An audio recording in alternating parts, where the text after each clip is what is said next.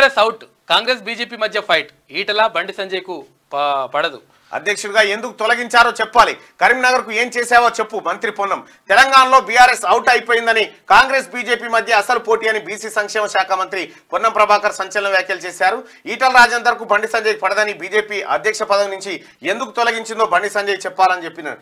అయితే విషయం ఏంటంటే ఈటల రాజేందర్ గారితో అందరికి పంచాయతీ.